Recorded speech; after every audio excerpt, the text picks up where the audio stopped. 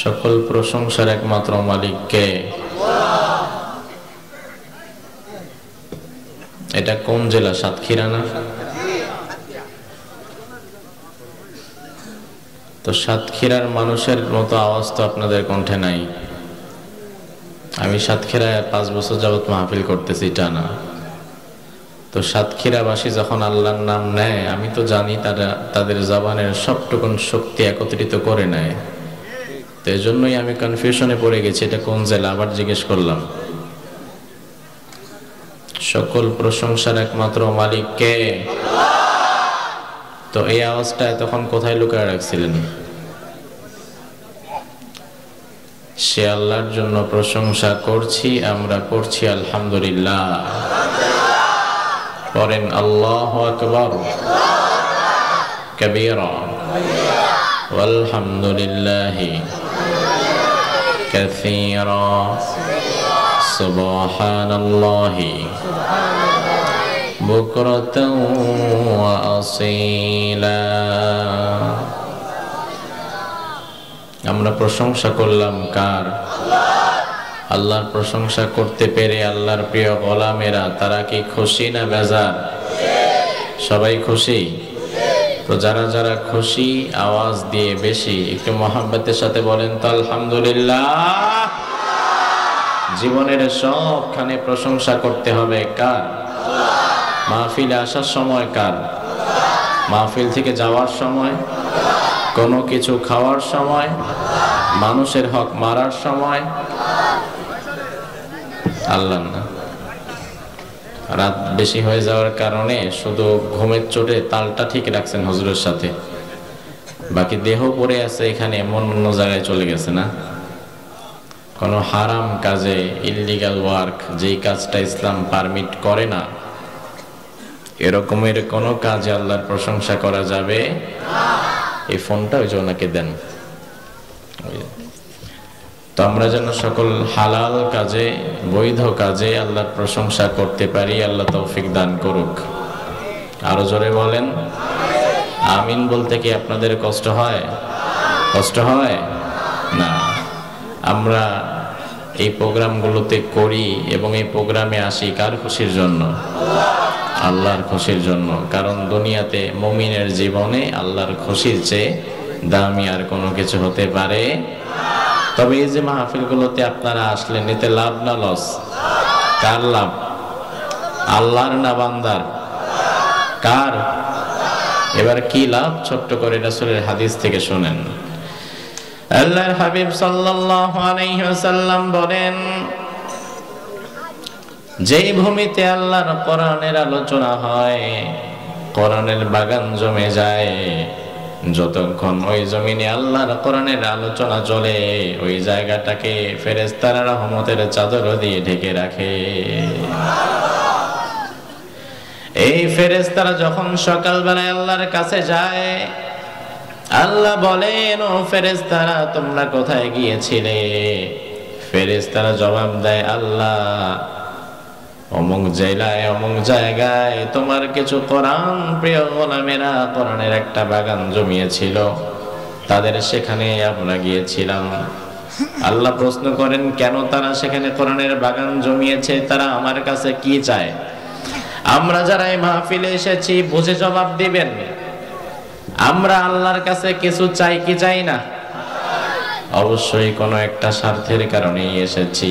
দুনিয়ার কোনো মানুষ বিনা স্বার্থে কাজ করে না।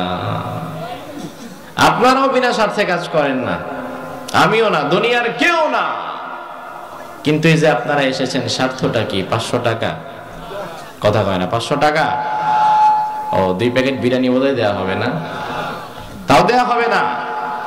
বিশ্বাস করেন, আজকে যদি এতগুলো মানুষকে এই গভীর রাতে কনকনে শীতের মাঝে একত্রিত করতে চাইতো কোন পলিটিক্যাল পার্টি, সেটা যেই কোনো দল হতে পারে, যদি একত্রিত করতে চাইতো, তাহলে বিনে পয়সায়, বিনে খিচুড়ি আর বিরিয়ানিতে তারা পারত না, বরং মাথা পিছু 500 টাকা আর 2 প্যাকেট খিচুড়ি বিরিয়ানি ধরায় দিতে হইতো। এরপরে এতগুলো মানুষকে জোগাড় করা কঠিন হয়ে যেত। কিন্তু সাতক্ষীরার হাজার হাজার জনতা কোরআনের বাগানে চলে আসে, খিচুড়ি বিরিয়ানির দরকার হয় না, টাকাও দরকার হয় না, তারা আসে কার খুশির জন্য? আল্লাহর খুশির জন্য। আমাদের সব কাজ যেন আমরা আল্লাহর খুশির জন্য করতে পারি, আল্লাহ তৌফিক দান করুক, বলেন আমিন। এই চেয়ারটা খালি না রেখে এখানে একজন এসে বসুন, এটা বেমানান। সুভাষিনী হাজী মেহেরুল্লাহ সিনিয়র মাদ্রাসা লিল্লাহ বোর্ডিং এতিমখানা সংলগ্ন হাসান হুসাইনিয়া রাদিয়াল্লাহু আনহু হাফিজিয়া মাদ্রাসার উদ্যোগে চতুর্থ বার্ষিক কাজী মুসান তাফসিরুল কোরআন মাহফিল, আল্লাহ তাআলা আজকের এই মাহফিলকে কবুল করুক। আপনারা আমিন এত আসতে বলতেছেন কেন? আমিন বলতে কি আপনাদের কষ্ট হয়? রাসূল বলেছেন, তোমার আমিনের আওয়াজ যদি ফেরেশতাদের আওয়াজের সাথে মিলে যায়, তোমার জীবনের সকল গুনাহ আল্লাহ তাআলা মাফ করে দিবেন। এবার বলেন আমিন। যখন ফুটবল খেলা চলছিল, পছন্দের দল যদি গোল দিত, গোলটা কি আসতে বলতেন? গোলের সময় তো আওয়াজ কোত্থেকে আসে? নিজের গলার আওয়াজ যে এত বড় হতে পারে নিজেরও তো বিশ্বাস হয় না। এই মানুষগুলো বড় অদ্ভুত হয়ে গেছে। ইহুদি খ্রিস্টানের খেলার গোলের সময় গলার আওয়াজ বের হয়, মিথ্যাবাদী নেতার পেছনে স্লোগান দেওয়ার জন্য 200 টাকা দিয়ে ভাড়া করে নিয়ে যায়, সেখানে গলার আওয়াজ বের হয়। আর কোরআনের মাহফিলে আল্লাহর জন্য আওয়াজ বের হয় না। আমি বলি, তাহলে তোমার কণ্ঠের আওয়াজ থাকার চেয়ে না থাকাই ভালো ছিল। কারণ এই কণ্ঠ, এই জবান, এই আওয়াজ তোমার গলায় দিয়েছেন কে? তোমার আওয়াজ যদি আল্লাহর জন্য কাজে না লাগে, আফসোস তোমার জন্য মুসলমান। এই আওয়াজ কার জন্য কাজে লাগবে? আজকে সাতক্ষীরাবাসী প্রমাণ করে দিবে, তাদের কণ্ঠের আওয়াজ তারা আল্লাহর জন্য খরচ করতে রাজি আছে। রাজি আছেন? আজকের এই মাহফিল, আমার আগে অনেকেই কথা বলেছেন, অনেক আলোচক আপনারা দাওয়াত করেছেন। যদিও বড় আয়োজন, মানুষজন এসেছে মোটামুটি, কিন্তু খুব সুশৃঙ্খল ভাবে আপনারা এটাকে করতে পারেন নাই, বিশৃঙ্খলা হয়ে গেছে। কারণ দেখা যাচ্ছে এপাশে এত মানুষ দাঁড়িয়ে আছে, তাদেরকে সামনে যেতে বললেও তারা গেল না, ডানে বামে মানুষ দাঁড়িয়ে থাকে, তাদেরকে ভেতরে বসতে বললেও বসে না। তো আপনারা যদি বাহিরে দাঁড়িয়ে থাকেন তাহলে প্যান্ডেল করার দরকার কি ছিল? শুধু প্যান্ডেল উঠিয়ে শুধু স্টেজটাই করতেন। কারণ প্রত্যেকটা জিনিস করার পেছনে একটা উদ্দেশ্য থাকে। তো মাহফিলের এই আওয়াজ করতেছেন কেন আপনারা? তা আমি তো বলছি, তারা তো যাচ্ছে। তো এখন আপনারা সবাই যদি চিল্লাচিল্লি করেন, তাহলে কি এটা শৃঙ্খলা হবে না আরো বিশৃঙ্খলা হবে? তো এই ব্যাপারগুলো বোঝেন না। তো কোরআনের কারিমের মাহফিলে বেহুদা আপনি আওয়াজ করবেন না, যখন প্রয়োজন হবে তখন আওয়াজ করবেন। প্রিয় ভাইয়ার আমার, আপনাদের মাহফিল বছরে একদিন, আর আমাদের ধারাবাহিকভাবে 5 থেকে 6 মাস প্রোগ্রাম করতে হয়। আমাকে ওঠানোর কথা 9:30টায়, সেখানে আমাকে আনার পরে ওঠাতে 11টা প্লাস করে ফেলছে। মাহফিলে এমন একটা আজব ট্রেন্ড চালু হয়েছে, মনে করে বেশি রাত পর্যন্ত করতে পারলেই বোধহয় সফল মাহফিল। কিন্তু কমিটিও এটা বোঝে না, শ্রোতাও এটা বোঝে না। গভীর রাতের মাহফিলের চাইতে অল্প সময়ের মাহফিলে গুরুত্বপূর্ণ কথা থাকা এটা উত্তম। এটা শ্রোতাও বোঝে না। তবে আলহামদুলিল্লাহ আপনারা তো সচেতন মানুষ, তো আপনাদের দ্বারা এরকমটা হবে এটা তো আমি ভাবি নাই। অনেক সময় দেখা যায় যে আমরা যখন গাড়িতে জ্যামে পড়ি, গাড়ি যখন 1-1.5 ঘন্টা জ্যামে পড়ি, যখন এক্সাক্ট টাইম ধরেন আমাকে 9টায় হাজির হতে হবে, আমি 10টা 10:30টায় এসেছি, কমিটি রাগারাগি শুরু হয়ে যায় যে হুজুর এটা কি হলো, হুজুর এই যে মানুষজন উঠে চলে যাচ্ছে। তো এই ব্যাপারগুলো নিয়ে তারা মন খারাপ করে। কিন্তু আমরা যখন এসে 1.5-2.5 ঘন্টা বসে থাকি, আমাদেরকে এক্সাক্ট টাইম স্টেজে ওঠানো হয় না, ওই কষ্ট আর কেউ দেখে না। আপনি চেয়ারম্যান সাহেবকে দাওয়াত করেছেন, দাওয়াত করার পরে তাকে সময় দিয়েছেন যে আপনি 10টায় উপস্থিত থাকবেন, 10টায় একটু ভাষণ দিয়ে আপনি চলে যাবেন। উনি ব্যস্ততম মানুষ, ওনাকে আনার পরে আপনি 10টার কথা বলে দুপুর 1টার দিকে দিলেন, রাত 1টার দিকে উঠালেন। এটা কি সুন্দর হয়? না। তো এই ব্যাপারগুলো তো মানুষ বোঝে না। তো তাদেরও যেমন কষ্ট হয়, আমাদেরও তো কষ্ট হয় ব্যাপারগুলোকে নিতে। আবার দেখা যাচ্ছে বিভিন্ন জায়গায় যা শুরু হয়েছে, আমাদের নাম দিয়ে বিভিন্ন জায়গায় টাকা পয়সা উঠায়া খায় ফেলা ইচ্ছা মতো, অথচ আমাদের যে দাওয়াত আছে ওখানে আমরা নিজেরাও জানি না। এমনটা হয়তো আপনারা অনেকেই ফেস করেছেন, এবং এটা বলার কারণ হচ্ছে যেন আমাদের নাম দিয়ে কেউ টাকা পয়সা উঠাতে না পারে। হয়তো আমরা যদি এগুলো না বলি, এক শ্রেণীর দালাল, তৃতীয় পক্ষ তারা সুযোগ পেয়ে যাবে, ঠিক না? তো 2-3 দিন আগের ঘটনা, গাজীপুরে আমার মাহফিল, তৃতীয় পক্ষ দালাল সে আমার কথা বলে কমিটি থেকে 50,000 টাকা নিয়ে নিস। আমাকে মাহফিলের দিন সকালবেলা ফোন করে বলে, হুজুর প্রশাসন মাহফিল বন্ধ করে দিচ্ছে, প্রশাসনের দোষ। যা করে না করে দোষ দেয় প্রশাসনের। আমার দেশের প্রশাসন তো কাফের না। আরে আমার দেশের প্রশাসন তো কোরআন বিরোধী না যে যখন তখন কোরআনের মাহফিল বন্ধ করে দিবে। প্রশাসনের ভাইয়েরা কখনো কোরআনের বিরুদ্ধে যায় না। কোন সরকার কোরআনের বিরুদ্ধে গেছে এটা আমার অন্তত মনে হয় না। বিশেষ কোনো ভূমিকা তার থাকতে পারে, কিন্তু উনি তো মুসলিম, উনি তো কোরআনের মাহফিলের বিপক্ষে যেতে পারে না। তো আমার ফোন দিয়ে বলে, হুজুর যে দালাল সে বলছে যে হুজুর মাহফিলটা প্রশাসন বন্ধ করে দিছে, কিছু মনে করবেন না, আজকে আর আসতে হবে না। আমি বললাম ঠিক আছে, প্রশাসন বন্ধ করলে তো আর কিছু করার নাই, ওনারা হয়তো ভালো কিছু বুঝেই এটা বন্ধ করেছে। সন্ধ্যার দিকে খবর পেলাম যে মাহফিল হচ্ছে।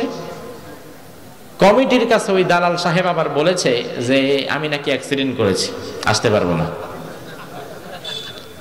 তো কমিটির কাছে বলছে আমি আসতে পারবো না, আবার টাকা নিয়ে নিছে 50,000। আবার আমার দান করেন, মেহমানদারি করান। আর মেহমানদারি করাটা এটা ইসলামের গুরুত্বপূর্ণ একটা বিধান। আজকে যত যুগ আপডেট হচ্ছে, মানুষগুলো তত বেশি যান্ত্রিক হয়ে যাচ্ছে, ইলেকট্রনিক রোবটের মতো হয়ে যাচ্ছে। ইলেকট্রনিক রোবট আমার আপনার মতো কথা বলে, হাত পা নাড়াচাড়া করে, কিন্তু তার মনে যেমন কোনো মায়া দয়া নাই, তার যেমন কোনো মন নাই। আমার দেশের মানুষগুলো আস্তে আস্তে ইলেকট্রনিক রোবটের মতো হয়ে যাচ্ছে। মন বলতে যেন কিছুই নাই। আমার ভাইয়ের এক সময় আপনি দেখবেন, বেশি দূরে যাওয়ার দরকার নাই, আজ থেকে 30 বছর পেছনে তাকান, আপনি দেখবেন কোন পথিক যদি পথ ভুল করে আপনার বাড়িতে আসতো, ওই পথিককে অপমান করা হতো না, বরং ওই পথিককে বলা হতো আপনি তো পথ ভুল করেছেন, অমুকের বাড়ি যদি যেতে চান তাইলে এর পরের রাস্তা দিয়ে যাবেন। পথিক যদি ক্লান্ত থাকতো, যেই বাসায় পথ ভুল করে গিয়েছে, যাওয়ার পরে ওই বাড়িওয়ালা ঘর থেকে সামান্য 2টা নাড়ু, একটু মুড়ি আর একটু পানি আগায় দিত, বলতো একটু খেয়ে এরপরে আপনি ওই বাড়িতে যান। অথচ ওই ভদ্রলোক তার মেহমানও না, তবু অচেনা মানুষের প্রতি একটা মায়া ভালোবাসা ছিল, একটু হলেও মেহমানদারিতা ছিল। আজকে মেহমানদারিতার এত অভাব। আপনাদের গ্রামে তো তাও হয়তো কিছুটা আছে, কিন্তু শহরাঞ্চলে তো খবরই নাই। আপনি যদি পথ ভুল করে শহরে কারো বাসায় কলিং বেল একবার টিপ দেন, ওই বেড়ি দরজা খুইলা যা অপমান করবে, আপনার মনে হবে যেন মাটি ফাঁক করে আমি নিচে ঢুকে যাই। কিসের মেহমানদারি, কিসের কি? অথচ আল্লাহর হাবিব বলেন, মান কানা ইউমিনু বিল্লাহি ওয়াল ইয়াউমিল আখির ফালইউকরিম যায়ফাহু। কেউ যদি আল্লাহকে বিশ্বাস করে, আখিরাতকে বিশ্বাস করে, তাহলে সে যেন তার মেহমানের সম্মান করে, মেহমানের অসম্মান যেন না করে। মেহমানের সম্মান যদি কেউ করে, তার আখিরাতের জীবন যিনি সুন্দর করে দিবেন তিনি কে? ওই ছেলেটি বলল, আপনি বসুন, আপনি তো আমাদের মেহমান, যদিও পথ ভুল করেই এসেছেন, আপনি বসুন, দেখি আমি কোনো কিছুর ব্যবস্থা করতে পারি কিনা। ইমাম ফখরুদ্দিন রাজি রহিমাহুল্লাহ তিনি লিখেন, এবার ওই ছোট্ট বালকটি তার ঘরের পেছনে তার আঙ্গুরের বাগানে গিয়েছে। তাদের ছিল বিরাট আঙ্গুরের বাগান। ওই আঙ্গুরের বাগানে থোকা থোকা আঙ্গুর ঝুলছে।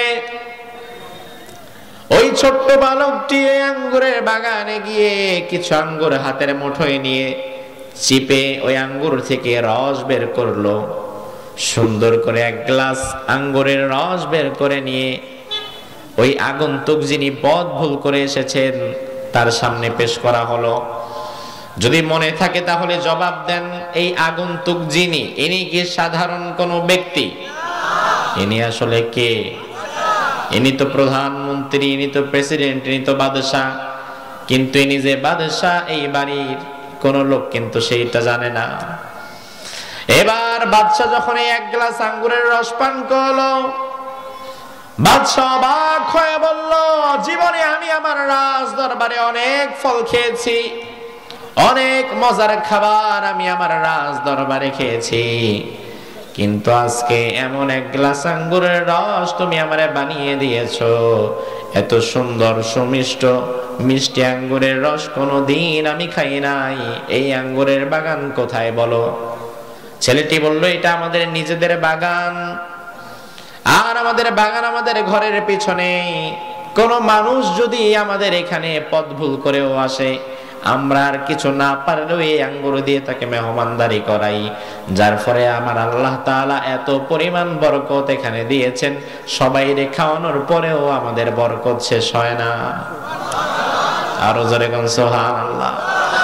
মানুষকে খাওয়ালে বরকত কি কমে যায়? কমে যায়?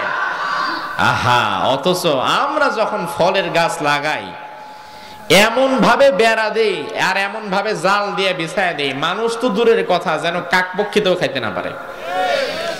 আর যদি কোন ক্রমে এলাকার অনেক দুষ্ট ছেলেবেলে তো থাকে, ছোট মানুষ, ঢিল দিয়ে যদি একটা আম পারে, একটা ফল পারে, তাইলে আর রক্ষা নাই।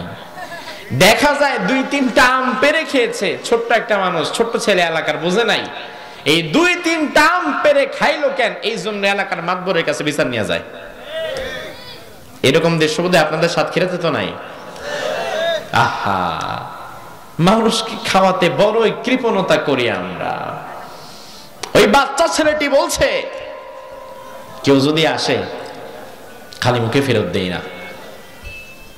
বাদশা বলল, আচ্ছা এই যে খালি মুখে ফেরত দাও না, যারাই আসে একটু আঙ্গুরের রস নিংড়িয়ে দাও, এই শিক্ষাটা তুমি পেয়েছো কার থেকে? বলে, এই শিক্ষাটা পেয়েছি আমি আমার বাবার থেকে। সুবহানাল্লাহ বলবেন? কারণ বাবার শিক্ষা সন্তানের জন্য বড় অসাধারণ শিক্ষা। বাবা সন্তানকে যা শিক্ষা দিবে, এই সন্তান ওভাবেই বেড়ে উঠবে। বাবা যদি চুরি বাটপারি শেখায়, সন্তান চুরি বাটপারি ভালো করে শিখবে। বাবা যদি তাকে দুর্নীতি শেখায়, সন্তান সেটাই শিখবে। আর বাবা যদি তাকে মানুষের আমানতদারিতা, আল্লাহর হক এবং বান্দার হকের ব্যাপারে সচেতন করে, এগুলো যদি শেখায়, অবশ্যই সন্তান সেভাবে সুন্দর কিছুই শিখবে। ঠিক কি না? ছেলেটি বলছে, শিক্ষাটা আমি পেয়েছি আমার বাবার থেকে। কেন জনাব, আপনার কি আরেক গ্লাস আঙ্গুরের রসের প্রয়োজন? তাহলে বলুন, আমি আবার নিয়ে আসছি। বলল, যাও নিয়ে আসো। ছেলেটা গেছে আঙ্গুরের রস আনতে, আর বাদশাহ এখান দিয়ে চিন্তা করছে, এত সুন্দর সুমিষ্ট আঙ্গুরের রস খেলাম, যেটা আমি আমার রাজ দরবারেও খেতে পাই না। প্রহরীদেরকে বলছে, প্রহরী জায়গাটা চিনে রাখো, আগামী দিন সকাল বেলা রাজ দরবারে গিয়ে আমি একটা ফোর্স পাঠাবো, তাদেরকে নিয়ে এখানে এসে এই ছেলে আর তার বাপরে বের করে দিয়ে এই আঙ্গুরের বাগানটা দখল করে নিবা, যেন প্রত্যেক দিনই আঙ্গুরের বাগান থেকে আমি রস খাইতে পারি। এই বলেন, এই চিন্তাটা, এটা কি, জবাব দিবেন, এই চিন্তাটা এটা কি ইনসাফের চিন্তা নাকি জুলুমের চিন্তা? অন্যের জমি দখল করা, গরিব মানুষকে কষ্ট দেওয়া, মানুষের সম্পদ মেরে খাওয়া, দুনিয়ার 2 দিনের ক্ষমতা কাজে লাগিয়ে আরেকজনের ক্ষতি করা, এটা কি ইনসাফের বিচার না জুলুমের বিচার? আর বর্তমান দুনিয়ায় ইনসাফের বিচার বেশি নাকি জুলুমের বিচার বেশি? বাদশা চিন্তা করতেছে, জুলুমের চিন্তা, যে সকালবেলা গিয়েই খেয়ে ফেলবো এটা আমি।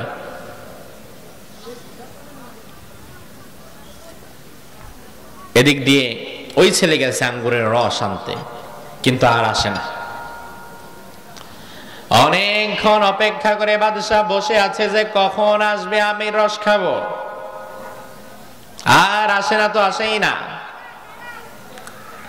অনেকটা সময় পরে ওই ছেলে এরকমের একটা গ্লাস নিয়ে এসেছে, কিন্তু বাদশা তাকিয়ে দেখে একে তো মেজাজ খারাপ, এত দেরি করেছে কেন। দ্বিতীয়ত তাকিয়ে দেখে গ্লাসের মধ্যে কোনো রস নাই, খালি গ্লাস।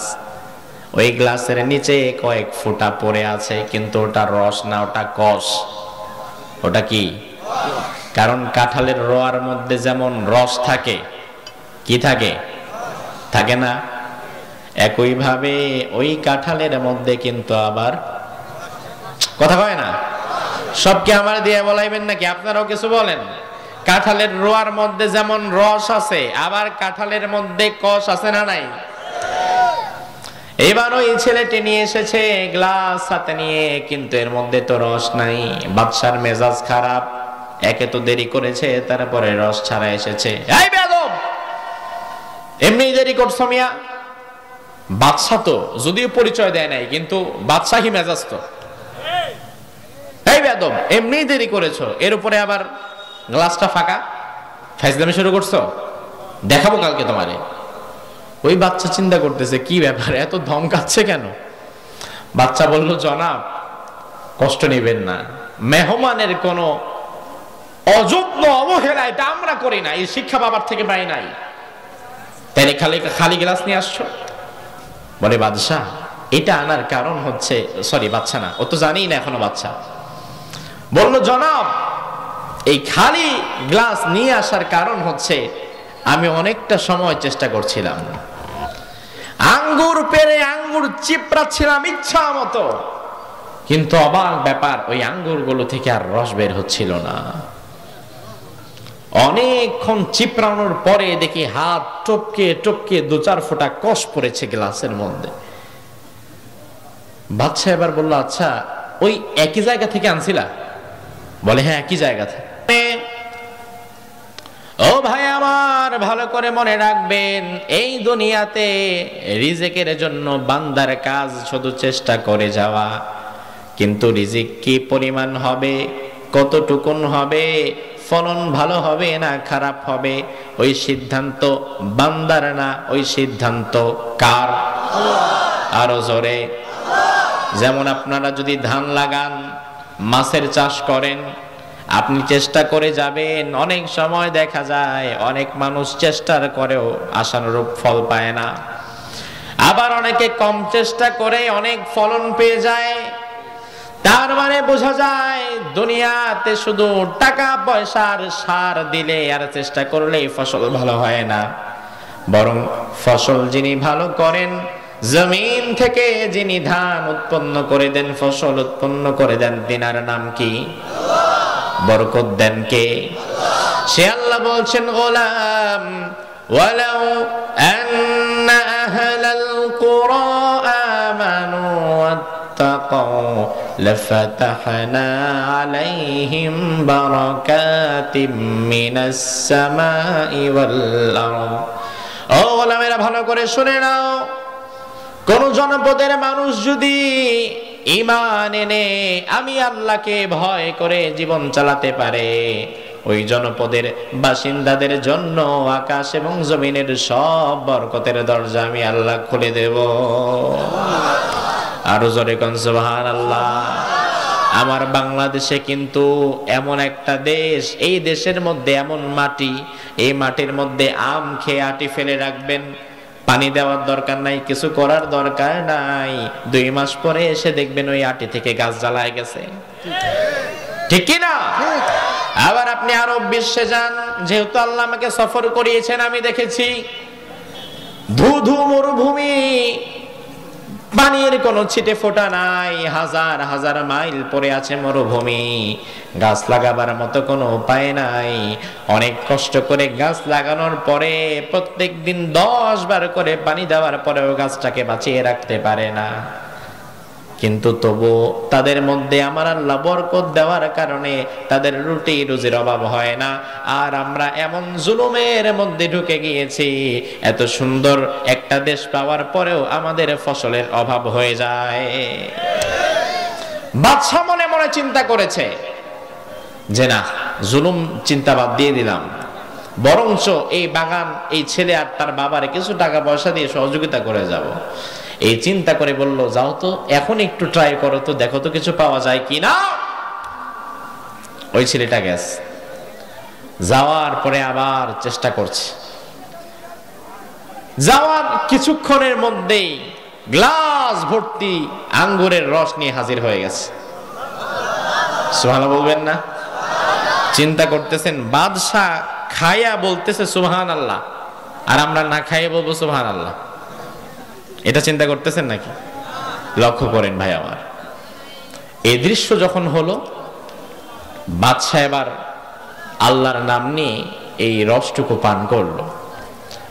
পান করে অবাক হয়ে গিয়ে বলল, শোনো, প্রথমবার যেখান থেকে আঙ্গুর এনেছিলে, দ্বিতীয়বার যেখান থেকে আঙ্গুর ছিঁড়েছিলে, এই তৃতীয়বারের রসটুকু কি ওখান থেকে আনা? বলে, হ্যাঁ, আমাদের গাছ তো একটাই, আমাদের গাছ তো বেশি না, আর একই ডাল থেকে বারবার আমি ছিঁড়েছি, এক ডালের অনেক আঙ্গুর। বাদশা বলল, বিশ্বাস করো বালক, প্রথমবার যতটা তৃপ্তি পেয়েছি, যত মজা হয়েছে, এই তৃতীয়বার তার চাইতে দ্বিগুণ মজা আমি পেয়েছি। তিনটা পর্যায়ে গেল, দেখেন। এক নাম্বার বার বেশ ভালো মজা পেয়েছে, এত মজা পাইছে এবার সে জুলুমের চিন্তা করে বসে। দুই নাম্বার বার খালি গ্লাস আসছে 3 ফোঁটা কষ। এরপরে তৃতীয়বার আবার গ্লাস ভর্তি করে এসেছে আঙ্গুরের রস, এবং সেটা প্রথমবারের চাইতে আরো বেশি সুস্বাদু ছিল। বাদশা বলল, আচ্ছা বাবা, বলো তো প্রথমবারের চাইতে এই তৃতীয়বার কি ঘটলো, এখন মজা যে আরো বাড়লো? বাচ্চাটি বলল, আমার মনে হয় আমার দেশের যিনি রাষ্ট্রনায়ক, আমার দেশের যিনি বাদশাহ, যিনি জুলুমের কথা হয়তো চিন্তা করেছিলেন বা কারো উপরে জুলুম করেছিলেন, উনি হয়তো জুলুমের পথ থেকে সরে এসেছেন, যার ফলে আল্লাহ তাআলা খুশি হয়ে আমার দেশের এই ফসলের মাঝে, ফলের মাঝে বরকত আগের চেয়ে আরো বাড়িয়ে দিয়েছেন। কে বাড়িয়ে দিয়েছেন? কে বাড়িয়ে দিয়েছেন?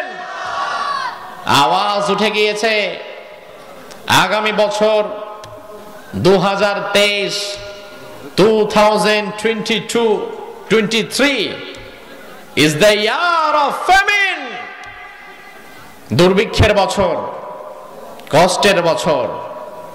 আগামী বছর যে দুর্ভিক্ষের বছর, কষ্টের বছর, অভাবের বছর, এই কথা কি আমি বললাম?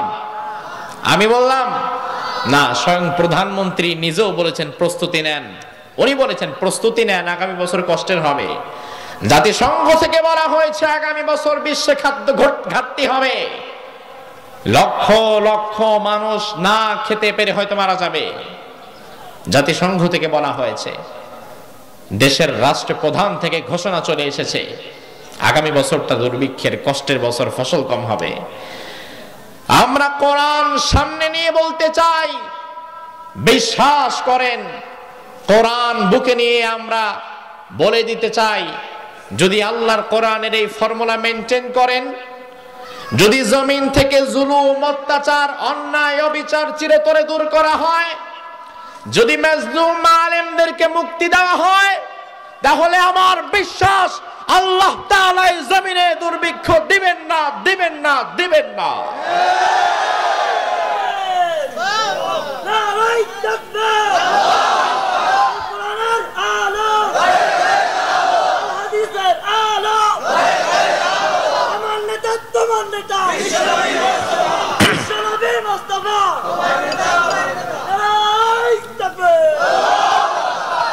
আর যদি সেটা না করা হয়, তাহলে ওই বাদশার মতো ঘটনা এখানেও ঘটার সম্ভাবনা আছে না নাই? কারণ সূত্র যদি ঠিক থাকে, অঙ্ক আপনি বাংলাদেশে করলে রেজাল্ট যেটা, অঙ্ক আপনি পাকিস্তানে গিয়ে করলেও রেজাল্ট ওটাই হবে। এই অঙ্ক যদি আপনি আমেরিকায় গিয়ে করেন, রেজাল্ট ওটাই হবে। জমিনে যদি ইনসাফ করা হয়, যদি সমতা বজায় রাখা হয়, যদি ধনী গরিবের ব্যবধানকে ঘুচিয়ে দেওয়া হয়, যদি জালিমদের জুলুমকে বন্ধ করে দেওয়া যায়, তাহলে এই জমিনে যিনি বরকত দান করবেন, ফলে ফসলে সব জায়গায় তিনি কে? আর যদি সেটা না করেন, যদি সেটা না করতে পারেন তাহলে ওই কাঁঠাল খাওয়ার প্রস্তুতি নিতে হবে। কি খাওয়ার? কারণ বলা হয়েছে যে গোশত অনেক দাম, এটা খাওয়ার প্রয়োজন নাই, এর চেয়ে কাঁঠাল খেলে আরো ভালো হবে, এবং কাঁঠালের বার্গারও খাইতে হবে। এমন সময় আসছে। তবে আমরা দোয়া করি, আল্লাহ এই ছোট্ট সুন্দর বাংলাদেশ, দিন শেষে এই মানুষগুলো তোমার পায়ে সিজদা দিয়ে পড়ে থাকে। আল্লাহ জালিমের জুলুমের কারণে, তাদের ভুলের কারণে এই মানুষগুলোকে তুমি কষ্টে ফেলেও না। বলো আমিন। আরো জোরে বলেন আমিন। আমার ভাইরা, যেটা বলছিলাম, জুলুম যদি থাকে তাহলে বরকত যিনি তুলে নেন তিনি কে? আর যদি ইনসাফ থাকে সমাজে তাহলে যিনি বরকত বাড়িয়ে দেন তিনি কে?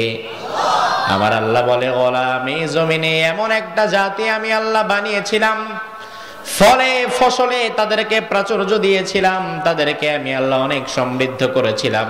তাদের নাম ছিল আদ জাতি। ওই আদ জাতিকে আমি আল্লাহ তাআলা 3টা অপরাধের কারণে জমিন থেকে সরিয়ে দিয়েছি। সাতক্ষীরাবাসী জবাব দেন, কয়টা অপরাধের কারণে? ভালো করে মনে রাখবেন, 3টা পয়েন্ট আমাদের আলোচনার লাস্ট। যেই 3টা অপরাধের কারণে আল্লাহ তাআলা আদ জাতিকে জমিন থেকে সরিয়ে দিয়েছে। 1 নাম্বার হচ্ছে, আদ জাতিরা শিরিকের মধ্যে লিপ্ত হয়ে গিয়েছিল। এই শিরিক এখন আমাদের বাংলাদেশে আছে না নাই? আল্লাহর সিজদা দেয় না, মসজিদে তারে পাওয়া যায় না, সারাদিন মাজারের মধ্যে গিয়ে মাথা ঠোকায়, এরকমের মুশরিক বাংলাদেশে আছে না নাই? আদ জাতির ধ্বংসের 1 নাম্বার কারণ ছিল শিরিক। কোরআন থেকে দলিল দেওয়ার মতো এখন আর খুব একটা সময় নাই। 2 নাম্বার আদ জাতির অপরাধ ছিল অহংকার। যে অহংকারের কারণে আল্লাহ তাআলা তাদেরকে ধ্বংস করে দিয়েছিলেন। আর 3 নাম্বার যে অপরাধের কারণে ধ্বংস করেছিলেন, ওই অপরাধের নাম হচ্ছে জুলুম। সবাই বলেন, ওই অপরাধের নাম কি? এই জুলুম তো এখন আর পৃথিবীতে নাই। থাকলে থাকুক, বাংলাদেশে নাই। কি কোন? থাকলে থাকুক, সাতক্ষীরায় নাই। বেশি না কম? ভয় পান? ও ভাই আমার, ভয় পাবেন না, আশাহত হবেন না। জমিনে যারা রক্ত ঝরায়, যারা জীবন দেয়, যারা কষ্ট করে, আল্লাহর বিধান হচ্ছে ওই জমির এক সময় আল্লাহ আবার তাদের হাতেই তুলে দেয়। আল্লাহ রাব্বুল আলামিন আদ জাতিকে যে 3টি অপরাধের কারণে ধ্বংস করেছিল, 1 নাম্বার শিরিক, 2 নাম্বার অহংকার, 3 নাম্বার হচ্ছে জুলুম। জুলুমটা কেমন ছিল? আল্লাহর হাবিবের হাদিস থেকে পাওয়া যায়। আল্লাহর হাবিব যখন মদিনার প্রেসিডেন্ট হলেন, তিনি আইন করলেন, আমার সমাজে যারা চুরি করবে, চুরি করলে তার কি কাটতে হবে? চোর এখন আমার দেশে আছে না নাই? হাত কাটা আছে তো? যদি না থাকে বুঝতে হবে চোর নাই। আর যদি চোর থাকে, হাত কাটা না থাকে, তাইলে বুঝতে হবে হাত কাটার মতো, আল্লাহর আইন বাস্তবায়নের মতো মুসলমান নাই। আল্লাহর হাবিবের সময় বানু মাখজুমিয়া গোত্রের সম্ভ্রান্ত এক নারী চুরিতে ধরা পড়ল। সাহাবায়ে কেরাম চিন্তা করলেন, মদিনায় মাত্র আমরা ইসলামিক স্টেট কায়েম করেছি, এখন যদি সম্ভ্রান্ত উচ্চ বংশের নারীর হাত কেটে দেওয়া হয় তাহলে তার গোত্রের লোকেরা আমাদের বিরুদ্ধে চলে যাবে, ইসলামী রাষ্ট্রের ক্ষতি হয়ে যাবে। এজন্য রাসূলকে একটু সুপারিশ করা দরকার। কিন্তু কে সুপারিশ করবে? কারো সাহস নাই। সবাই মিলে ঠিক করেছে, ছোট্ট একটা বাচ্চাকে রাসূল বড় বেশি ভালোবাসেন। ওই বাচ্চার নাম ছিল ওসামা। ওসামাকে রাসূলের কাছে পাঠিয়ে দেওয়া হলো। ছোট্ট বাচ্চা মানুষ, মাত্র মাহফিল বন্ধ করে দিয়েছে প্রশাসন। এখন বলেন, এই দালাল পক্ষ যারা, তারা কমিটির কাছে বক্তাকে কালার করে, বক্তার কাছে কমিটিকে খারাপ বানায়, প্রশাসনকে কালার করে, অথচ কিছুই না। এজন্য কোন আলোচককে দাওয়াত করতে গেলে কোনো ভায়া মাধ্যম না হয়ে সরাসরি তার সাথে যোগাযোগের চেষ্টা করবেন। কারণ যেখানেই 3য় পক্ষ ঢুকে, এই 3য় পক্ষ অনেকটা মুনাফিকের মতো। এই কেন্দ্রিক সমস্যা যেখানেই হয় সেখানেই ভাইরাস ঢুকে যায়, ঠিক কি না? আল্লাহ তাআলা আমাদের কোরআনের বাগানগুলোকে জান্নাতের বাগান হিসাবে কবুল করুক, বলেন আমিন। আচ্ছা, সত্যি করে এবার বলেন, আজকের এই মাহফিলে আসতে পেরে, বসতে পেরে আপনারা কি খুশি না বেজার? সত্যি খুশি? সবাই খুশি? খুশি না কে কে একটু হাত তোলেন। 1 2 3 মাশাআল্লাহ আমরা তিনজনের একটা জামাত পাইছি। ওনারা খুশি না? আপনারা আসলে খুশি না? সবাই খুশি তো? তবে যারা ভুলে হাত তুলে ফেলেছেন আমরা ধরে নিব তারা আমাদের চেয়ে বেশি খুশি, এজন্যই ভুলে তুলে ফেলেছে। আল্লাহ তাআলা আজকের এই মাহফিলকে কবুল করুক। আজকের এই মাহফিলে চেয়ারম্যান সাহেব সহকারে যত জনপ্রতিনিধিরা এসেছিলেন, কারণ যারাই কোরআনের মাহফিলে আসে বুঝতে হবে কোরআনের জন্য তাদের হৃদয়ে একটু হলেও ভালোবাসা আছে না নাই? আমরা আল্লাহ তাআলার কাছে দোয়া করি রব্বে কারীম যেন যারাই কোরআনের মাহফিলের সাথে জুড়ে থাকে, কোরআনের মাহফিলের সময় দেয়, তাদেরকে কোরআনে কারীমের জন্য, আল্লাহর দ্বীনের জন্য কবুল করে নেয়। আমরা বলি আমিন। আরো জোরে বলেন আমিন। আমরা সরাসরি আজকে একটি কিতাব থেকে কথা বলবো। সেই কিতাবটার নাম আমি আগে জবান থেকে বলবো না, আমি সাতক্ষীরাবাসীর জবান থেকে শুনতে চাই। এই কিতাবটির নাম কি? আরো জোরে। আল্লাহর আকাশের নিচে জমিনের উপরে এর চেয়ে বিশুদ্ধ গ্রন্থ, এর চাইতে অথেন্টিক কোন কিতাব আর একটাও আছে কি? না। রব্বুল আলামিন সেই কোরআনুল কারীমের মধ্যে বলেছেন গোলাম ওয়ালাকাদ আহলাকনাল কুরুনা মিন ক্বাবলিকুম লাম্মা যালামু وجاءتهم رسلهم بالبينات وما كانوا ليؤمنوا كذلك نجزي القوم المجرمين একটু জোরে বলেন তো আল্লাহু আকবার। এই যে আল্লাহু আকবার বললেন এতে লাভ না লস? আল্লাহর হাবিব বলেন বান্দা যখন আল্লাহু আকবার বলে, আল্লাহু আকবার মানে হচ্ছে আমার আল্লাহ সব চাইতে বড়। মুসলমান জবাব দেন আমার আল্লাহ সব চাইতে কি? সব চাইতে ক্ষমতাবান যিনি তিনার নাম কি? ক্ষমতার মেয়াদ কয় বছর? 5 বছর। আল্লাহর ক্ষমতার মেয়াদ কয় বছর? 10 বছর, 15 বছর। ও দুনিয়ার মানুষ ভালো করে শোনেন, আপনি দুনিয়াতে যেই দলের কর্মী বা নেতাই হন না কেন, আপনার দল, আপনার নেতা 5 বছরের জন্য ক্ষমতায় আসে, যাওয়ার পরে আবার পরবর্তী নির্বাচনে হয়তো 5 বছরের জন্য আসে। কিন্তু আমরা এমন এক আল্লাহর গোলাম, আমাদের মাওলার ক্ষমতার কোনো লিমিট নাই। তিনি ছিলেন, তিনি আছেন এবং তিনি থাকবেন। দুনিয়ার কেউ যখন ছিল না তখন একমাত্র তিনি ছিলেন, আবার কেউ যখন থাকবে না তখনও যিনি থাকবেন তিনার নাম কি? এজন্য সব সময় ভয় করবেন কাকে? সে আল্লাহ বলছেন গোলাম তোমাদের পূর্বে বহু জাতি গোষ্ঠীকে আমি আল্লাহ তাআলা ধ্বংস করে দিয়েছি, জমিন থেকে চিরতরে বিদায় করে দিয়েছি। We destroyed many generations before you. তোমাদের পূর্বে অনেক জাতি গোষ্ঠী দুনিয়াতে ছিল, আমি আল্লাহ তাআলা পর্যায়ক্রমে অনেক জাতি গোষ্ঠীকে দুনিয়া থেকে বিদায় করে দিয়েছি, ধ্বংস করে দিয়েছি। কেন ধ্বংস করেছি? কারণ কি ছিল? কারণ ছিল লাম্মা যালামু, তাদের জুলুমের কারণে বিদায় করে দিয়েছি। মুসলমান কথা বুঝে থাকলে জবাব দিবেন। দুনিয়ার বহু জাতি গোষ্ঠীকে আল্লাহ তাআলা ধ্বংস করে দিয়েছেন। অপরাধ ছিল কোনটা? সবাই বলেন। জুলুম, অত্যাচার, অবিচার। এই জুলুমের কারণে আল্লাহ তাআলা দুনিয়ার বহু জাতি গোষ্ঠীকে দুনিয়া থেকে চিরতরে মুছে দিয়েছে। এবার আপনার কাছে আমার প্রশ্ন, এই জুলুম কি দুনিয়াতে এখনো আছে নাকি দুনিয়া থেকে উঠে গেছে? মুসলমান জবাব দাও, জুলুম কি দুনিয়াতে এখনো আছে? এখনো কি জালিম আছে? এখনো যদি জালিম থাকে, এখনো যদি জুলুম থাকে, তাহলে কোরআন আমাদেরকে জুলুম সম্পর্কে কি মেসেজ দিয়েছে, রাসূল আমাদেরকে জালিমের সম্পর্কে কি ইনফরমেশন দিয়েছে, সেগুলো আমাদের জানার দরকার আছে না নাই? যদি আপনি কোরআন খুলুন, প্রথমে কোরআন আপনাকে ছোট্ট একটা মেসেজ দেবে। প্রথমে কোরআন আপনাকে বলবে ইন্নাহু লা ইউফলিহুল যালিমুন, দুনিয়াতে কোন জালিম কোনদিন সফল হতে পারে না।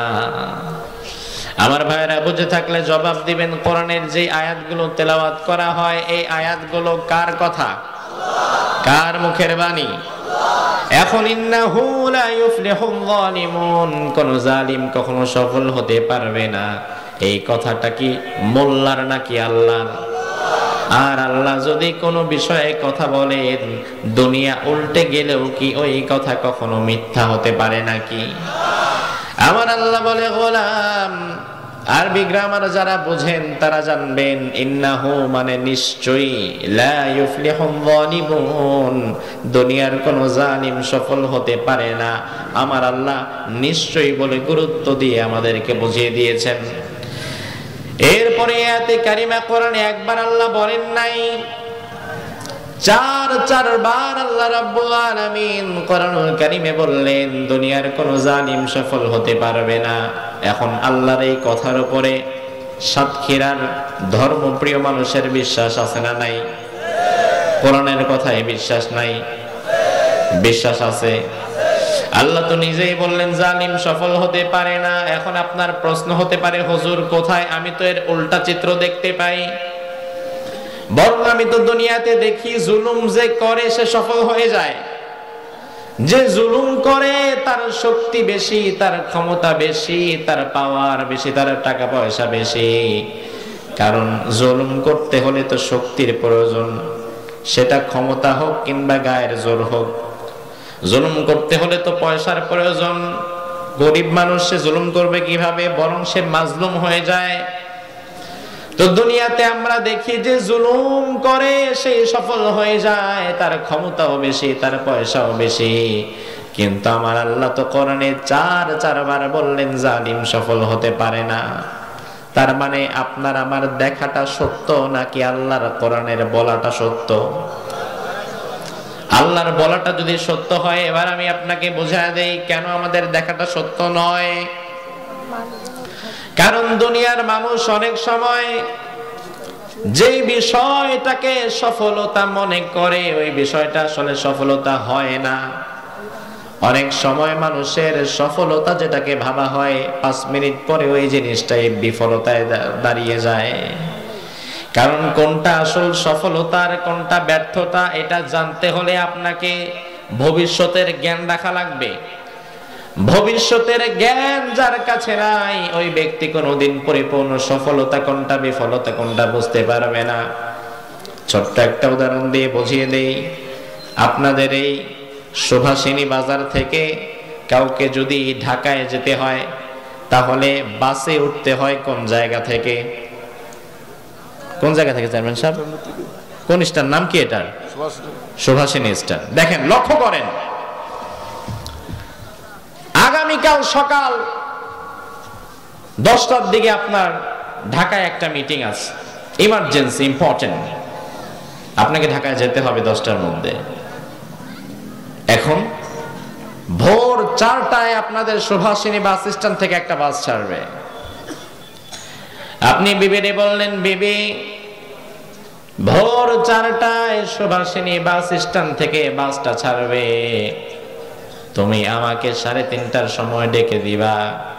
গোসল টোসল করে 4টার মধ্যে আমাকে স্ট্যান্ডে থাকতে হবে। আপনার বিবি সেই অনুযায়ী সুন্দর করে গোসল করে ভোর 4টার আগেই আপনাকে ডেকে দিয়েছে। এবার আপনি উঠে সুন্দর করে গোসল করে বাস স্ট্যান্ডে যাবেন। কিন্তু বাস স্ট্যান্ডে যেতে যেতে যেতে যেতে আপনার লেট হয়ে গেল, যেতে যেতে আপনার দেরি হয়ে গেল। যাওয়ার পরে আপনি দেখলেন 4:15 বেজে গেছে, 15 মিনিট ওভার হয়ে গেছে। আপনি খোঁজ নিয়ে জানতে পারলেন 4টার দিকে যে বাসটা ছাড়ার কথা ওই বাসটা 15 মিনিট দাঁড়ায় নাই, 15 মিনিট আগে চলে গেছে। ওই মুহূর্তে আপনি আপনার মিটিংটা ফেল করে ফেলেছেন, মিটিংটা আর পাবেন না, ঢাকার কাজটা আজকে আর হচ্ছে না। কথা বুঝে থাকলে জবাব দিবেন। বাস যে আপনি মিস করেছেন, এই কারণে ওই সময়ে সুভাষিনী স্ট্যান্ডে দাঁড়িয়ে আপনার নিজের কাছে নিজেরে কি মনে হবে, সফল নাকি ব্যর্থ? সবাই বলেন। কারণ আপনি সঠিক সময়ে বাসটা না পাওয়ার কারণে নিজেরে ব্যর্থ মনে করছেন।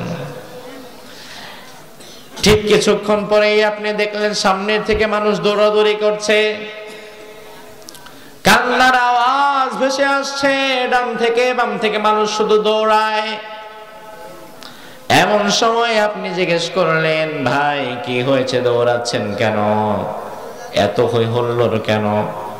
বলা হবে, একটু আগে সুভাষিনী স্ট্যান্ড থেকে যে বাস এখান থেকে ছেড়ে গিয়েছে, কয়েক কিলো যাওয়ার পরে চুকনগর বাজারের আগেই আরেকটা ট্রাকের সাথে মুখোমুখি সংঘর্ষ লেগে ওই বাসের মধ্যে যারা ছিল বুকে হাত দিয়ে জবাব দেন। ওই সংবাদটা পাওয়ার পরে ওই মুহূর্তে আপনি এবার নিজেরে কি মনে করবেন, সফল না ব্যর্থ? কারণ হচ্ছে ওই বাসে তো আপনারও থাকার কথা ছিল, আপনি তো থাকেন নাই। বাসটা মিস হয়ে যাওয়ার কারণে আপনি নিজেরে বড় ব্যর্থ মনে করেছেন। এই ব্যর্থতার কাঁটা 10 মিনিট পরেই উল্টে আবার সফলতায় চলে গেছে। এজন্য দুনিয়ার মানুষ অনেক সময় যেটাকে সফলতা মনে করে সেটা আসলে সফলতা হতে পারে না। অনেক সময় যেটাকে ব্যর্থতা মনে করে সেটা ব্যর্থতা নয়। আপনি যাবেন সৌদি আরবে কাজ করার জন্য, কাজের ভিসা পেয়েছেন, আগামীকাল সকাল 11টায় আপনার ফ্লাইট। আপনি এয়ারপোর্টে যাওয়ার আগে রাস্তার জ্যামের কারণে ফ্লাইট মিস করে ফেলেছেন। ফ্লাইট মিস করার পরে আপনি নিজের মনে মনে ভাববেন ব্যর্থ। যদি 2 ঘন্টা পর খবর পান্টা ডিভিশনে ব্রেকিং নিউজ যাচ্ছে, রাত দুপুর 11টায় বাংলাদেশ এয়ারপোর্ট থেকে যে বিমান সৌদির উদ্দেশ্যে যাত্রা করেছে, কিছু দূর যাওয়ার পরে বিমানটা ক্র্যাশ করেছে, এই খবর পাওয়ার পরে সাথে সাথে নিজেরা তখন দুনিয়ার সবচেয়ে সফল ভাবা শুরু করবেন। কথা কয় না? ও ভাইরা আমার, দুনিয়ার ব্যাপারটা এমন, আমরা অনেক সময় যেটারে সফলতা মনে করি সেটা সফলতা নয়, অনেক সময় যেটারে ব্যর্থতা মনে করি সেটা ব্যর্থতাও নয়। এজন্য দুনিয়াতে আপনি জালিমের ক্ষমতা আর টাকা দেখে তার সফল মনে করার কারণ নাই। আমার আল্লাহ বলে, গোলাম জালিমের ক্ষমতার টাকা দেখে তার সফল মনে করো না। জালিমকে তো অল্প সময়ের জন্য আমি টাকার ক্ষমতা দিয়ে পরীক্ষা করি। এই অল্প সময়ের পরে আমি যখন জালিমরে ধরব, তার জুলুমের কারণে যখন পাকড়াও করব, এমন ধরা ধরব সারা জীবনের জুলুমের সব স্বাদ আমি আল্লাহ বের করে ছাড়ব। এজন্য চিন্তার কোনো কারণ নাই, ভয়ের কোনো কারণ নাই। দুনিয়ার কোন জালিম কখনো সফল হতে পারবে না, এই ঘোষণা দিয়েছেন কে? তবে আপনার প্রশ্ন হতে পারে, তাইলে জালিমের এত ক্ষমতা কেন হয়? তার কারণ রাসূল হাদিসে বলেছেন, আল্লাহর হাবিব বলেন, ইন্নাল্লাহা লা ইউমলি লিয-যালিম হাত্তা ইযা আখাযাহু লাম ইউফলিতহু। বাচ্চা যেমন ঘুড়ি ওড়ায়, ছোটবেলায় ঘুড়ি উড়িয়েছেন এমন অনেকেই আছেন। আপনি দেখবেন ছোট্ট মানুষ যখন ঘুড়ি ওড়ায়, বিকেল বেলায় দক্ষিণ হাওয়ায় যখন ঘুড়িটাকে উড়িয়ে দেয়, এই ঘড়িটার সুতা আস্তে আস্তে আস্তে আস্তে ঢিল দিতে থাকে। ঘড়িটা যখন এক পর্যায়ে অনেক উপরে উঠে যায়, বাতাসের কারণে একবার ডানে যায় একবার বামে যায়। ঘড়ি যখন আকাশে ওঠে, নিজের আকাশের রাজা মনে করা শুরু করে, ডানে একবার যায় বামে একবার যায়, তখন ওই বাচ্চা কিন্তু ওই ঘড়ির ডানে বামে লাফালাফি দেখে মজা পেয়ে সুতাটাকে আরেকটু ছাড়ে, দেখি ঘড়িটা আরো কত দূর উঠতে পারে। এক পর্যায়ে হয়তো ঘুড়ি মনে করে আমারে ধরার মতো কেউ নাই, বিশাল আকাশ আমার, জমিনটা নিচ থেকে আমি দেখছি সব আমার, অনেক ক্ষমতাবান আমি। কিন্তু এই বাচ্চা সন্ধ্যার দিকে যখন আবার সুতা গোটানো শুরু করে, যত বড় ঘড়ি হোক না কেন ওই ঘড়িকে কিন্তু আবার মাটির মধ্যেই পড়া লাগে। ও দুনিয়ার জালিমেরা, দুনিয়ার সামান্য ক্ষমতা আর টাকা পেয়ে নিজের দুনিয়ার বাদশা মনে করো না, নিজের দুনিয়ার সব ক্ষমতার মালিক মনে করো না, ওই ঘুড়ির মতো বোকামি করো না। আমার আল্লাহ তোমার লাফালাফি দেখে তোমাকে ঢিল দিচ্ছে, আবার আমার আল্লাহ যখন তোমাকে ধরবে, ওই ঘুড়িকে ধরার পরে যেমন মাটির মধ্যে পড়া লাগে, আমার আল্লাহ ধরলে তোমারও জমিনের মধ্যে ডাবায় দিবে। বাঁচার উপায় নাই, কারণ রাসূলের হাদিস, আল্লাহর হাবিব বলেন, ইন্নাল্লাহা লা ইউমলি লিয-যালিম, আল্লাহ তাআলা জালিমকে ঢিল দেয়, ছাড় দেয়, ছাড় দেয়, ছাড় দেয়, কিন্তু ছেড়ে দেয় না। জালিমদের কোনো মাফ নাই, দুনিয়াতেও নাই, আখিরাতেও নাই। আমার ভাইরা ভালো করে বুঝবেন, যেই ভূমিতে, যেই সমাজে জুলুম বেড়ে যায়, যে সমাজে দুর্বলের উপরে সবলের অত্যাচার বেড়ে যায়, যে সমাজের মানুষগুলো মাজলুম হতে থাকে, যে সমাজে জুলুমের বিস্তার ঘটে যায়, ওই সমাজ থেকে আল্লাহ তাআলা রহমত বরকত আস্তে আস্তে তুলে নেয়। কথা কয় না? কথাটা কি আমার না আল্লাহর কোরআনের? আল্লাহর কোরআন বলছে, যে সমাজে জুলুম ঢুকে ওই সমাজ থেকে আল্লাহ বরকত তুলে নেয়। তখন দেখবেন খেতে ফসল ঠিকই ফলাবেন, কিন্তু দিন শেষে বাজারে গেলে 14 গুণ বেশি দাম দিয়েই কিনতে হবে। তখন দেখবেন জিনিসের দাম হুর হুর করে বাড়ছে, রিজার্ভ কমে যাচ্ছে, হিমশিম খেতে থাকবেন। আল্লাহ যদি বরকত তুলে নেয়, একবার যদি বরকত তুলে নেয়, বাঁচার মতো ক্ষমতা আমাদের কারোই। সে আল্লাহ বলছেন, গোলাম, কোন জমিনে যদি জুলুম বেড়ে যায়, বরকত তুলে নেওয়া হয়, আর যে জমিনে ইনসাফ সমতা মেইনটেইন করা হয়, ওই জমিনে রহমত বরকত যিনি বাড়িয়ে দেন, দিনার নাম কি? তাফসিরে কবির, তাফসির জগতের সমৃদ্ধ একটা তাফসির। সেই তাফসিরের লেখক ছিলেন আল্লামা ফখরুদ্দিন রাজি রাহিমাহুল্লাহ। তাফসিরে কবির বিরাট তাফসির। সেই তাফসিরে ফখরুদ্দিন রাজি রাহিমাহুল্লাহ সূরা ফাতিহার তাফসীর করেছেন 500 পৃষ্ঠা। সুবহানাল্লাহ, ভাষায় যে বললেন সুবহানাল্লাহ। এক সূরা ফাতিহা 7টা মাত্র আয়াত, ছোট ছোট, 1-1.5 মিনিটও লাগে না পড়তে। ওই ছোট্ট সূরার তাফসীর তিনি করেছেন 500 পৃষ্ঠা। এরপরেও বলেছেন, এটার তাফসীর আমি শেষ করতে পারলাম না। এতটা সমৃদ্ধ, কারণ কোরআনে কারিমে আল্লাহ তাআলা অল্প কথায় এত মেসেজ দিয়েছেন, দুনিয়ার মানুষের পক্ষে তা শেষ করা সম্ভব না। এটা তো এক মহা সমুদ্রের নাম, এক গভীর সমুদ্র হচ্ছে কোরআন। এই গভীর সমুদ্রে যত ডুব দিবেন, ততই আপনি মণিমুক্ত খুঁজে পাবেন। কিন্তু সেটা পেতে হলে অন্তত আপনাকে ডুব দেওয়া তো জানতে হবে, ঠিক কি না? আপনি যদি বলেন, না আমি কোরআনে কিছুই পাই না, কিছুই নাই, তাহলে বুঝতে হবে কোরআনে ঠিকই আছে, তুমি ডুব দিতে পারো নাই। কথা কয় না? ফখরুদ্দিন রাজি রাহিমাহুল্লাহ মালিক ইয়াউমিদ্দিন আয়াতের তাফসীর করেছেন। কোন আয়াত? আয়াতটা পারেন তো? পারেন না সবাই? আলহামদুলিল্লাহি রাব্বিল আলামিন আর রহমানির রহিম। তারপরের আয়াত কি? মালিক ইয়াউমিদ্দিন। মালিক ইয়াউমিদ্দিন মানে হচ্ছে আমার আল্লাহ এমন আল্লাহ যিনি বিচার দিনের মালিক।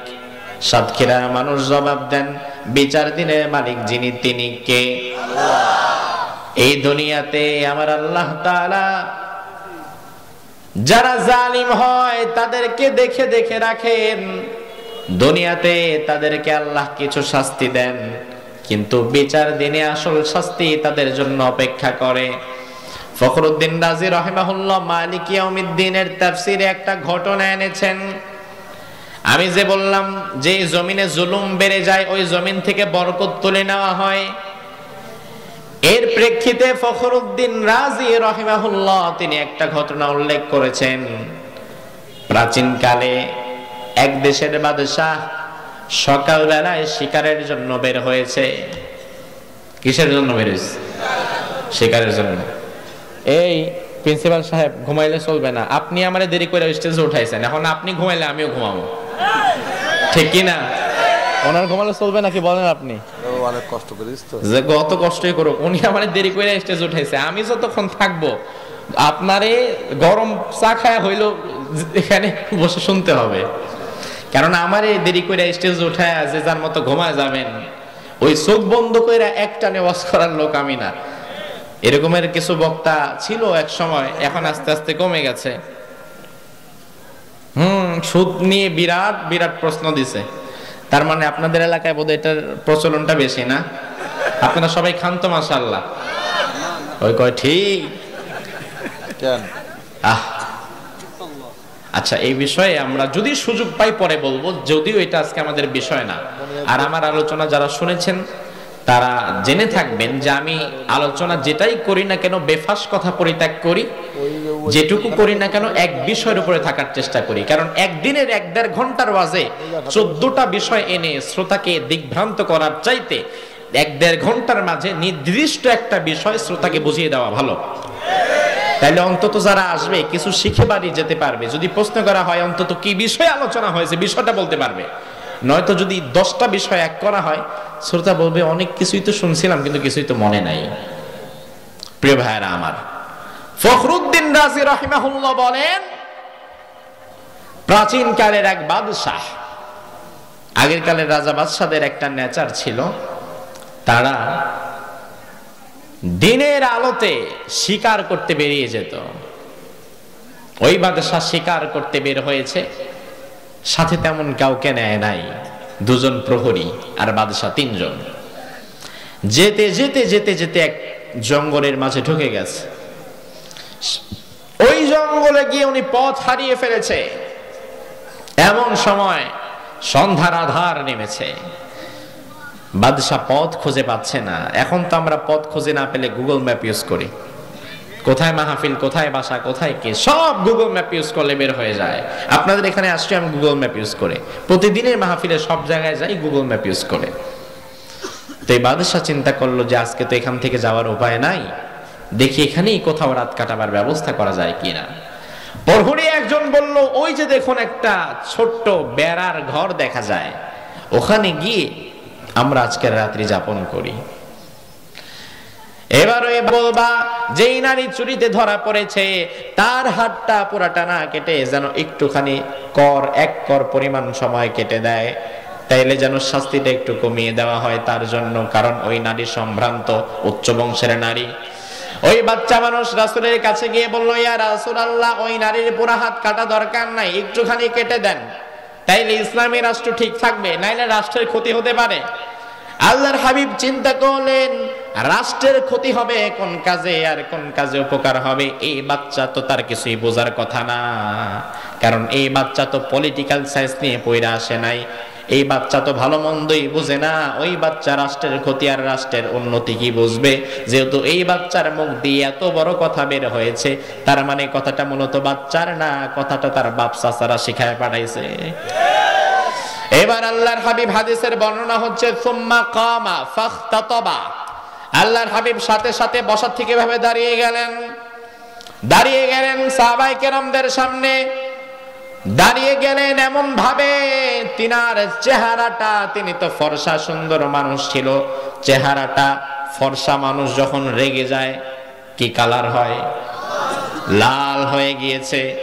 এবার সাহাবীদের দিকে তাকিয়ে বললেন, সাহাবীরা, আতাশফাউ ফি হাদ্দিম মিন হুদুদিল্লাহি তাআলা, ও সাহাবীরা, তোমরা কি আমি নবীকে আল্লাহর হুদুদের ব্যাপারে সুপারিশ করছো? এই যে চুরি করলে হাত কাটতে হবে, এই আইন তো আমি নবী মুহাম্মদ বানাই নাই, এই আইনটা যিনি বানিয়ে দিয়েছেন তিনি কে? ও সাহাবীরা, এত বড় সাহস তোমাদের, এই নারীর হাত কাটার ব্যাপারে সুপারিশ করছো? সাহাবায়ে কেরাম বললেন, ইয়া রাসূলুল্লাহ, অন্য কারো হলে তো করতাম না, কিন্তু এই নারীর জন্য করেছি, তার কারণ এই নারী অনেক উচ্চ বংশের ধনী মহিলা, ক্ষমতাবান মহিলা। আল্লাহর হাবিব এবার কি বলেন দেখেন, আল্লাহর হাবিব বলেন ইন্নামা আহলাকাল্লাযীনা ক্বাবলাকুম আন্নাহুম কানু ইযা সারাকা ফীহিমুশ শারীফু তারাকুহু ওয়া ইযা সারাকা ফীহিমুয যায়িফু আকামু আলাইহিল হাদ। ও সাহাবীরা, তোমাদের পূর্বে যেই জাতিদেরকে আল্লাহ ধ্বংস করে দিয়েছেন জমিন থেকে, তাদের ধ্বংস করার কারণ ছিল, অন্যতম কারণ ছিল তারা ইনসাফ না করে জুলুম করতো। সেটা কেমন? সেটা হচ্ছে আন্নাহুম কানু ইযা সারাকা ফীহিমুশ শারীফু তারাকুহু, যদি তাদের মধ্য থেকে বড় সম্ভ্রান্ত ধনী মানুষ সে যদি কোনো অপরাধ করত, ওই অপরাধের পরে তাকে তারা ছেড়ে দিত, তার বিচার করত না। একই অপরাধ যদি ওই এলাকার কোনো গরিব মানুষ করত, তার উপরে সবাই শরীয়তের শাস্তি কায়েম করত। ও ভাই আমার, এখন আপনি তাকান, ডানে বামে তাকান, আপনি দেখবেন একই অপরাধ যদি মন্ত্রী সাহেবের ছেলে করে, ওই অপরাধের পরে তার শাস্তির খবর নাই। ওই একই অপরাধ যদি আপনাদের সুভাষিনী বাজারের রিকশাওয়ালার ছেলে করে, তাইলে গ্রামের চেয়ারম্যান মাতবররা ডাইকা বিচার বসায়।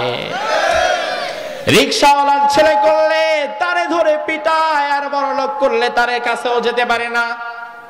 একই অপরাধের শাস্তি দুই জায়গায় দুই রকম, একজনের কাছে শাস্তি যায় না, আরেকজনকে শাস্তি ছাড়তেও পারে না, দুই জায়গায় দুই রকম হয়ে গেছে। আল্লাহর হাবিব বলেন আন্নাহুম কানু ইযা সারাকা, সারাকা মানে চুরি করা, আর সারিক মানে চোর। রাসূল হাদিসে বলেন তাদের মধ্যে যখন কোন বড় মানুষ বড় আকারের চুরি করত, ওই মানুষটারে তারাকুহু, তারাকায়াতরুকু মানে ছেড়ে দেওয়া। বড় আকারের চুরি করলে তাকে ছেড়ে দিত। আর গরিব মানুষ যদি পেটের দায়ে চুরি করত, অভাবের তাড়নায়, তাইলে তার ইচ্ছা মতো পিটানো হতো। এই বাস্তবতা এখন তো আমাদের দেশে নাই। কি বলেন? আছে মানে বুঝবেন কেমনে?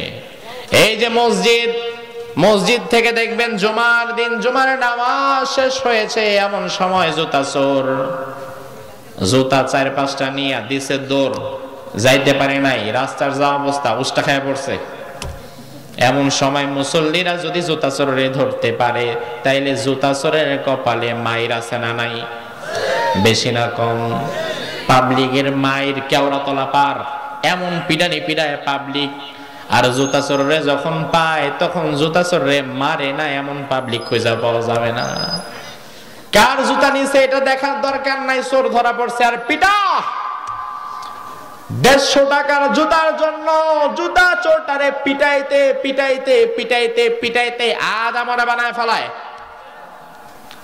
ও ভাই আমার, তোমার মসজিদের 150 টাকা জুতার চুরি করেছে, তারে পিটাইয়া তুমি আদমরা বানায় ফেললা, নিজে বড় ইমানদার মনে করলা, চোর পিটাইছি। ও ভাই আমার, তোমার কাছে আমার প্রশ্ন, তোমার মসজিদের 150 টাকার জুতা চুরি করার কারণে ওই সিজকে চোরটারে তুমি পিটাইলা, অথচ এই চোর যদি 10 বছর লাগাতার জুতা চুরি করে প্রত্যেক শুক্রবারে বাদ জুমা, তাইলে 10 বছরে এই চোর কি 10 লাখ টাকার মালিক হইতে পারবে? সবাই বলেন পারবে? বরং না, তোমার 150 টাকার জুতা নিয়ে আসে হয়তো বাজারে 20 টাকায় বিক্রি করে চাইল কিনা বাড়ি যায়। ও ভাই আমার, এই চোরটারে ধরে পিটাইলা, যে সারা জীবন ইনকাম 10 লাখ টাকা করতে পারে না, অথচ তোমার আমার কষ্টের লক্ষ কোটি কোটি টাকা কলমের এক খোঁচায় যে সরায় ফেলে, তোমার আমার ভাগ্যের ট্যাক্সের পয়সা কলমের এক খোঁচায় কোটি কোটি টাকা যে বিদেশে পাচার করে দেয়, ওই বড় চোররে পিটানো তো দূরের কথা, বরং তারে ফুলের মালা দিয়ে আরো বড় জায়গায় পাঠায় দাও। তোমার শাস্তি শুধু জুতা চোরের বেলায় কেন, বড় চোরের বেলায় তুমি নীরব কেন? আল্লাহর কাছে তোমার মতো মানুষও কিন্তু জালিম হয়ে যাবে। কারণ বড় চোরে মারতে না পারলে তোমার জুতা চোরে মারারও কোনো অধিকার নাই। ওই বেটা গরিব মানুষ দেখা পিটাইবা, আর আরেকজনে ধরতেও পারবা না। এটা তো আদ জাতির মতো চরিত্র হয়ে গেছে। ও ভাই আমার, কোরআন পড়বেন, সুন্নাহ পড়বেন, সমাজ বিনির্মাণ করবেন, জুলুম থেকে ফিরে থাকবেন। কারণ জুলুম যে করে তার বাঁচার কোনো উপায়, কথা বলেন, উপায়। সর্বশেষ একটা সংজ্ঞা বলে বিদায় হতে চাই, মনোযোগ দিয়ে শুনবেন, বেশি মনোযোগ, অ্যাটেনশন। জুলুমের কথা এত বললাম, এখন জুলুমটা যে কি জিনিস এটা আধা মিনিটে বুঝে যান, নাইলে অনেক মানুষ জুলুম কোনটা বুঝতেও পারবে না। জুলুমের ব্যাপারে সংজ্ঞা দেয়া হয়েছে ওয়াদউস শাইই ইলা গায়রি মাহাল্লিহি। মাদ্রাসায় আমরা পড়েছি জুলুম মানে হচ্ছে ওয়াদউস শাইই ইলা গায়রি মাহাল্লিহি, কোন বস্তুকে তার সঠিক জায়গা থেকে, তার উপযুক্ত জায়গা থেকে সরিয়ে রাখার নামই জুলুম। বুঝেন? এই যে আমার মাথায় এটা কি দেখছেন, সবাই বলেন এই টুপি থাকার উপযুক্ত জায়গা কোথায়? কোথায়? এবার এই টুপিকে আমি মাথা থেকে খুলে পায়ের নিচে রেখে দিলাম, এটা টুপির ক্ষেত্রে জুলুম, কারণ সে তার উপযুক্ত স্থান হারিয়েছে। বুঝেন কথা? এই যে হাতে ঘড়ি আছে, ঘড়ি থাকার জায়গা কোথায়? হাতে। এবার এই ঘড়িটারে আমি খুলে, আমি ক্ষমতাবান, ঘড়ি আমার, সব আমার, আমি এবার পায়ের সাথে বেঁধে দিলাম, এটা ঘড়ির ক্ষেত্রে জুলুম। সে তার উপযুক্ত স্থান হারিয়েছে, এটাই জুলুম। একই ভাবে যারা এই কোরআনের কথা বলে, এই কোরআনের কথা বলে যারা আপনাদেরকে আল্লাহর পথে ডাকে, যারা কোরআনের তাফসীর করে, তারা হচ্ছে দাঈ ইলাল্লাহ, কোরআনের জীবন্ত পাখি। তারা থাকবে মাঠে ময়দানে উন্মুক্ত, তারা দেশ হতে দেশ দেশান্তরে গোটা দুনিয়া তারা চষে বেড়াবে। বাংলাদেশের টেকনাফ থেকে তেতুলিয়া, রূপসা থেকে পাথুরিয়া পর্যন্ত তারা আল্লাহর কোরআন বুকে নিয়ে মানুষকে কোরআনের কথা শোনাবে নির্ভয়ে নির্বিঘ্নে। তাদেরকে যদি বাহিরে না রেখে সুতানাতার মামলা দিয়ে ভেতরে ভরা হয়, আল্লাহর কোরআনের জন্য জুলুম হয়ে যায়। এই জুলুম তো এখন আমাদের কাছে নাই। ও মুসলমান, সাবধান। আখেরি কালাম হচ্ছে জুলুম করা যাবে না, তাহলে বরকত যিনি উঠিয়ে নেবেন তিনি কে? আল্লাহ তাআলা আমাদেরকে জুলুম থেকে হেফাজত করুক, বলেন আমিন। আল্লাহ তাআলা আজকের এই মাহফিলকে কবুল করুক, বলেন আমিন। হাযা মা ইনদি ওয়াল ইলমু ইনদাল্লাহ আলাইহি তাওয়াক্কালতু ইলাইহি উনীব। আমরা ইনশাআল্লাহ তাআলা এখন মোনাজাত দিয়ে একসাথে উঠবো। এতক্ষণ বসে থাকতে পারলে আর 5 মিনিট পারবেন না? উঠাউঠি করবেন না। আপনারা সূরা ইখলাস পাঠ করুন এবং দুরূদ শরীফ পাঠ করুন। আর কেউ কিছু বলবে? সভাপতি সাহেব?